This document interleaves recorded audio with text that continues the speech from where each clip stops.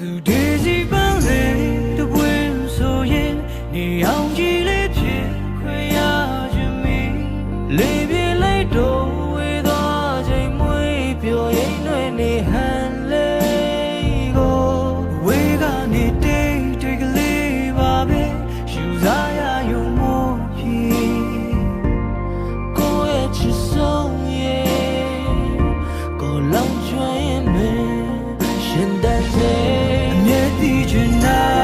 မင်းပြောနေရလားအပြုံးလေးကကိုရဲ့ကပါ